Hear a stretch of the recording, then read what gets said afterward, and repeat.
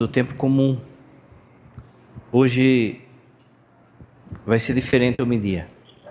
Em vez de ser uma pregação, a gente vai fazer uma meditação. O padre preparou um texto, o padre vai ler o texto e a gente vai meditar sobre ele. Antes disso, você tem que saber de algumas coisas. Primeiro, o centro da leitura de hoje, do evangelho de hoje. Amai os vossos inimigos. Esse é o centro das leituras de hoje. O homem terrestre, a segunda leitura, o homem terrestre ama aquilo que é da terra e não consegue fazer o bem. O homem celeste, o homem que é de Deus, tem que fazer o bem, tem que amar os seus inimigos. Não é fácil. Esse evangelho não é fácil. Só que esse evangelho é que define quem de fato é cristão. Se você não põe em prática esse evangelho, você é um simpatizante de Jesus só. Acha Jesus inteligente, acha ele bonito, acha ele isso, aquilo, outro. Mas se eu não colocar em prática esse evangelho de hoje, eu não sou cristão. Isso está expresso não só no evangelho, mas também nas leituras. Como o padre falou, na segunda leitura fala desse homem celeste, esse homem que é filho de Deus, as atitudes que ele tem que ter. Mas na primeira leitura a gente já vê Davi agindo assim. O primeiro rei de Israel foi Saul. Deus escolheu Saul. Saul se perde no meio do caminho. Deus escolhe Davi para substituir Saul. Só que Davi ainda era um menino, era um moço. E esse menino, esse moço é que enfrenta Golias. Quando ele vence Golias, a popularidade de Davi cresce. Davi era inteligente, Davi era bonitão, o texto fala. Davi, ele seduzia as tropas, as pessoas gostavam de Davi. Davi era bondoso. Então, todo mundo esperava que Davi, quando Saul morresse, assumisse o trono, como Deus já tinha ungido ele. Só que disso desperta o ciúme, a inveja de Saul. E Saul, então, além de tudo, tinha um filho que era amigaço de Davi. E isso causava muita inveja em Saul. Então Saul decide matar Davi. E Saul começa a correr o território inteiro de Israel atrás de Davi, para matar Davi. E Davi, por 2 vezes, ele tem a oportunidade de matar Saul. Uma vez, Saul, perseguindo Davi, para o acampamento, estava com dor de barriga, entra numa gruta para fazer o que tem que fazer lá, e Davi estava ali. E ele não vê que Davi estava ali. Então, naquela situação, Davi podia ter matado Saul. E hoje, de novo, o acampamento parou, eles pernoitaram ali, eles dormem, você viu, estavam dormindo. Saul deixa a sua espada na cabeceira dele, com um cantil, com uma bilha de água, com um cantil. E Davi, com os seus amigos, entram dentro do acampamento, entram aonde Saul estava dormindo, e ninguém desperta. E o amigo de Davi fala: se você quiser, eu só dou uma espadada aqui, ó. Não vai precisar nem dar a segunda. E Davi sabe que ele não pode pôr a mão na vida de ninguém, por mais inimigo que essa pessoa seja. Para mostrar que Davi tinha essa capacidade de ter matado, Davi pega a espada e o cantil de Saul e leva embora. Na hora que Saul acorda, cadê a espada? Cadê? Ele não sabe. Manda chamar alguém do acampamento, fala para vir alguém aqui, que eu vou entregar a espada de volta e o cantil de volta, para mostrar que a vida dele estava na minha mão. Só que eu não tenho o direito de tirar a vida de ninguém, por mais inimigo que essa pessoa seja. No Evangelho, Jesus já começa falando isso. Amai os vossos inimigos. E aí ele vai dando a instrução daquilo que a gente deve fazer em relação aos nossos inimigos. Amar aqueles que nos perseguem, rezar por eles, fazer mais do que eles pedem. No final do texto também tem uma coisa que o padre precisa explicar. No final do texto é falado assim que vai ser colocado sobre o nosso colo uma medida calcada, bem calcada e transbordante. O que é isso? Quando as pessoas iam na feira, quando iam comprar o alimento, comprar grãos de modo especial, não tinha sacola de supermercado. Então você chegava lá, pagava o tanto que você queria, eles tinham uma medida e por muitas vezes essa medida era adulterada. Está lá nos profetas, tem muito disso, eles denunciam isso. Oséias, Amós, denunciam essa medida errada que eles faziam. Tinha um truque para enganar na medida, mas enfim, quando você ia lá, não tinha sacola. Então o que você tem que fazer? Você tem que pegar o seu manto e estender assim, ó. Você estendia o seu manto. E aí a turma jogava no seu manto aquilo que você tinha comprado. Quando o padre era criança, a gente morava perto do centro de lazer, ali perto da rua Sorocaba, e ficava jogando bola ali a tarde inteira, né? Aí chegava de tardezinha, dava aquela fome, né? E lá perto tinha uma fabriquinha de bolo, desses bolos, sabe, bolo Puma, essas coisas. E a gente ia lá para pegar retalho de bolo. Então a mulher falava assim, estenda a camiseta. Aí você estendia a camiseta, você esticava a camiseta assim. E aí a pessoa vinha e despejava aquele retalho de bolo.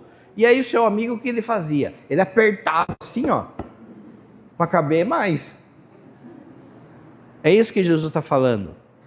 Uma medida calcada, transbordante, da misericórdia de Deus vai ser posto no seu colo. Entende? Vamos ver o que você vai fazer com essa misericórdia. Porque aquilo que você usar para os outros é que vai ser usado para você. Deus vai te encher de misericórdia. Agora vamos ver o que você vai fazer com isso. Essa meditação, ela tem duas partes. A primeira parte é, diante de tudo isso, de amar os nossos inimigos, de ser perseguido, de fazer o bem, muitas vezes a gente se sente cansado, desanimado. Só faço bem e só tomo. Não é assim a frasinha? Essa primeira parte é isso. O desabafo de uma alma desanimada. A segunda parte é a resposta de Deus para nós. Tá bom? Essa segunda parte que Deus responde tem duas partes. A segunda parte é o evangelho de hoje. O padre vai falar do evangelho de hoje. Mas a primeira parte, o padre tirou de um filme, quem tem minha idade vai lembrar, pode parecer que não, mas é um filme muito católico, gente. Rocky Balboa, sabia? O filme do Rocky. O Rocky 2, quem lembrar, é um filme profundamente católico. Ele reza antes de ir para a luta, ele recebe unção dos enfermos. Quando ele vai lutar, ele acorda o padre lá para pedir bênção. Quando a mulher dele está doente, ele vai fazer a adoração do Santíssimo. Meu, é muito mais católico que muito filme de hoje que a turma fala aí que é católico, né? Mas no Rocky 5, que daí já não tem tanta, mas tem uma parte lá. Na internet você acha fácil, você já deve ter visto. É ele falando com o filho dele, corrigindo o filho dele. Essa primeira parte da resposta de Deus vai ser a fala dele, mas como se fosse Deus falando para nós. Tá bom? Então a primeira parte é o desanimado, depois a resposta de Deus, que está dividida em duas partes. Essa parte que é do filme e a segunda parte que é do evangelho. Então é uma meditação. Então quem quiser fica de olho fechado ou vai pensando aí no seu coração, mas é importante você não perder o fio da meada. Desabafo de uma alma no desânimo. da luta cotidiana.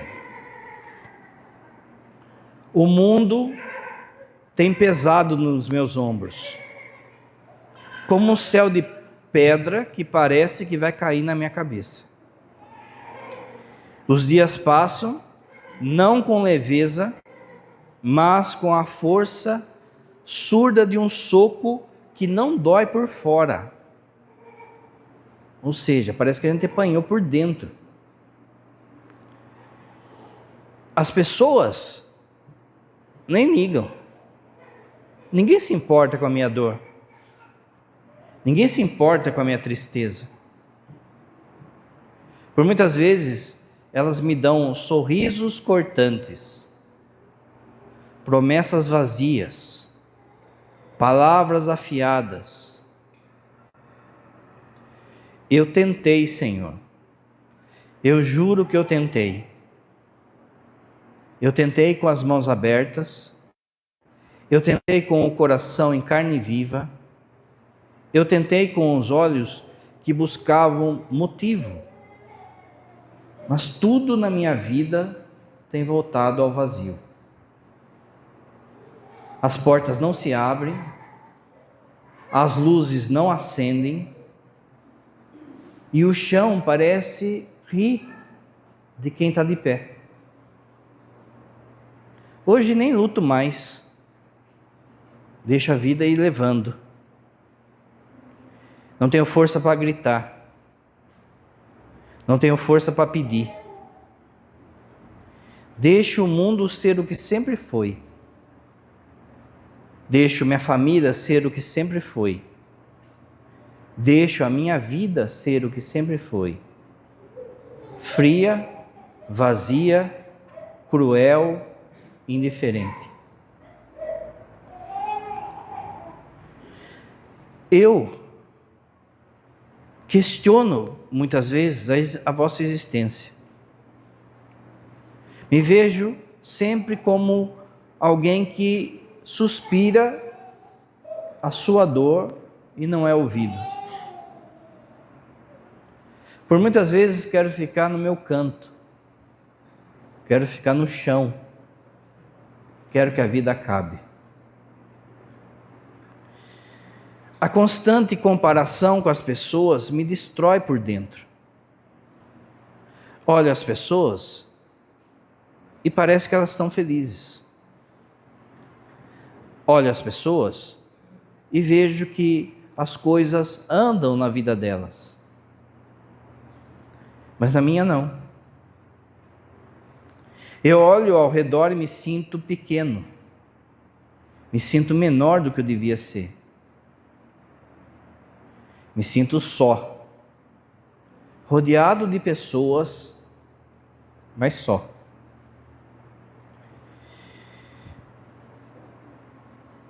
Me sinto invisível, isolado, e ninguém me percebe. Sinto a injustiça corroer o pouco de esperança que ainda tenho. Faço o bem e acabo levando o mal. Faço o bem, dou o melhor de mim, e ainda assim parece que o retorno nunca vem.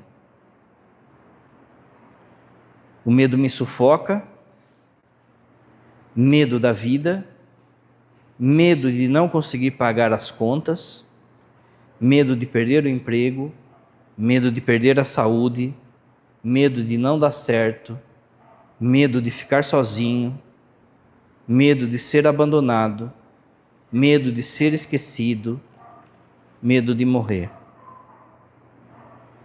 As decepções da minha vida vão me quebrando uma a uma. Eu não era assim. Eu tinha alegria. Eu gostava de estar alegre. Eu gostava de sorrir. Eu gostava de amar as pessoas. Mas as decepções foram me quebrando uma a uma. As pessoas em quem eu confiei, família, amigos, religiosos, aqueles que eu amei na vida, foram os que mais me deixaram feridas profundas. Eu esperei apoio, compreensão, lealdade e recebi o oposto. Fui traído, fui julgado, fui descartado. Eu dei demais, Senhor. Eu dei até quando doía. Eu dei até derramar lágrimas escondidas no silêncio da noite, quando ninguém viu. E o que eu recebi? Nada. Nenhum reconhecimento, nenhum valor, nenhuma voz tua. Fui usado, fui manipulado, fui humilhado. Por muitas vezes as pessoas se tornaram frias, indiferentes, e eu nem sei porquê. Sem fazer mal nenhum para elas, elas me responderam com frieza. Também caí dos meus próprios erros. Prometi a mim mesmo que ia mudar e fracassei. Eu não consigo me mudar. Olho para a minha história e vejo um vazio, um nada construído, um caminho que parece ter levado a lugar nenhum. Isso favorece os maus pensamentos que eu tenho tido. Esses pensamentos me paralisam. Os meus vícios me prendem, não me soltam. A raiva, o ódio me consomem por dentro. Me sinto inútil na vida, na igreja, na família. Acabo percebendo um peso dos meus erros, o eco do meu próprio pecado. E aqui estou carregando o fardo de mim mesmo. Mas eu digo de coração, eu tentei, Senhor, mas eu não consegui.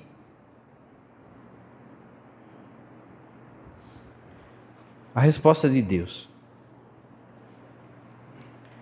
você nasceu para a minha alegria. Eu segurava bem alto e dizia para todos: esse garoto, essa garota será a melhor pessoa do mundo. Essa pessoa um dia será alguém melhor do que qualquer pessoa. As pessoas olharão para ela e saberão que essa pessoa é meu filho, é minha filha. E você cresceu bem. E eu me alegrava a cada dia com o seu crescimento. Então chegou a hora de você tomar as suas decisões e ser o dono da sua própria vida, de enfrentar o mundo, de enfrentar as dificuldades, como eu enfrentei. Mas em algum momento, ao longo do caminho, você mudou. Você deixou de ser você mesmo. Você deixou que as pessoas colocassem o dedo na sua cara e dissessem que você não é bom o suficiente. E quando as coisas ficaram difíceis, você começou a procurar alguma coisa para culpar. Como se fosse uma sombra que te perseguia. Mas não tem isso. Deixe-me dizer algo para você que você já sabe. O mundo não é feito de sol e arco-íris.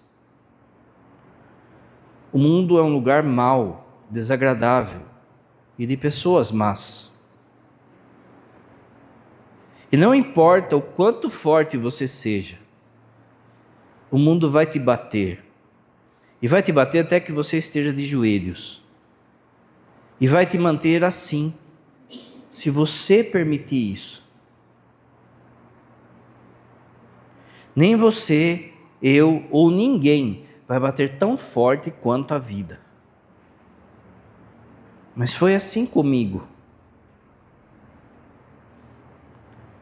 Mas a questão não é o quão forte você bate, mas sim o quanto você aguenta apanhar e continuar de pé. O quanto você resiste e continua com esperança. É assim que se vence uma luta. É assim que você é meu filho, minha filha. Na dor, esperança. Se você sabe o seu valor, então vá à luta e conquiste o que é seu. Mas você precisa estar disposto a receber os golpes e não ficar apontando dedos e dizendo que não está onde você quer por causa dele, por causa dela, ou seja lá de quem for. São os covardes que fazem isso. E você não é covarde, você é meu filho, você é minha filha. Eu sempre vou te amar. Não importa o que aconteça, não importa o que você faça, eu sempre vou te amar. Você é meu filho, você é minha filha, você é o meu sangue, a minha imagem. Você é a melhor coisa da minha vida. Mas você é o primeiro que tem que acreditar nisso. Por tudo isso, então, faça mais. Faça mais. Foi isso que eu ensinei para você hoje no Evangelho. Faça mais. Amai os vossos inimigos e fazei o bem o que vos odeiam. Faça mais. Se alguém te der uma bofetada numa face, ofereça também a outra. Faça mais. Se alguém tomar o teu manto, deixa-o levar também a túnica. Faça mais. Se alguém te obrigar a andar 1000 passos, faça mais e ande 2000 com ele. Esse é o remédio da sua vida. Faça mais. Faça mais e reze mais. Quando o silêncio se tornar um ambiente, mais. Quando o coração sangrar em segredo, reze mais. Quando as palavras dos outros forem pedras, reze mais. Quando você não ouvir nada da minha boca, me chame e reze mais. Faça mais e perdoe mais. Quando o orgulho gritar por justiça, perdoe mais. Quando a ferida estiver aberta, pulsante, perdoe mais. Quando a traição tiver gosto de veneno, perdoe mais. Quando perdoar parecer impossível, perdoe ainda mais. Faça mais e ame mais. Ame no vazio. Ame na dor. Ame quando o seu coração pedir para você desistir. Ame aqueles que não sabem o que fazem. Ame no abandono. Ame na perda. Ame no luto. Quando não houver nenhum motivo, ame ainda mais. Faça mais e doe mais. Doe quando as mãos estiverem vazias. Doe quando a alma estiver cansada. Doe a paciência. Doe o tempo. Doe o silêncio. Doe o pouco que lhe resta. E depois doe ainda mais. Faça mais e gaste-se mais. Gaste-se no cuidado de que ninguém vê, naquilo que ninguém vê.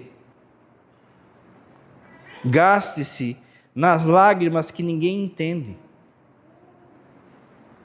Gaste-se na escuta do sofrimento alheio. Gaste-se até o fim. Quando o fim chegar e você não tiver mais força, gaste-se ainda mais. Faça mais e escute mais.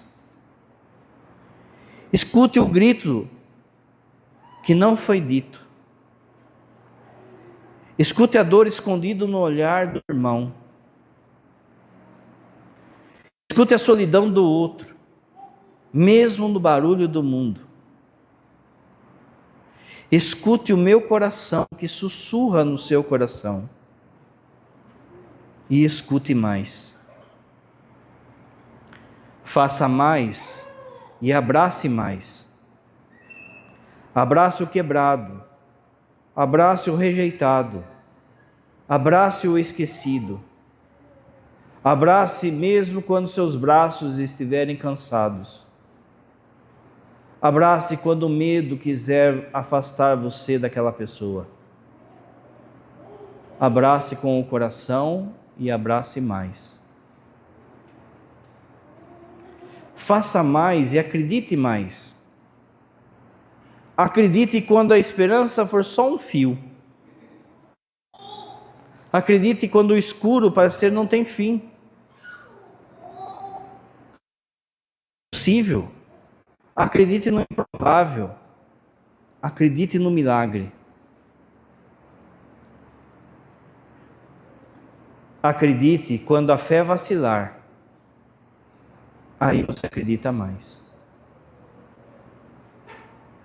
Faça mais e espere mais. Espere com o coração ferido, com o rosto machucado. Espere no meu silêncio. Espere quando tudo que você tem feito parecer estéril. Espere pelo que você não pode ver. E espere ainda mais. Faça mais e viva mais. Viva a cruz com coragem. Viva o perdão com lágrimas. Viva o amor que fere e que cura.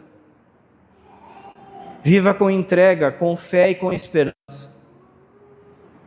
E quando parecer que não há mais vida, viva ainda mais. Portanto, faça sempre mais. Ser cristão é morrer um pouco a cada dia. É amar sem esperar nada. É perdoar o imperdoável. É perdoar quem não merece. É doar-se até o último suspiro de força. É ser misericordioso, como eu, vosso Pai, sou misericordioso. E faço ainda mais por vocês.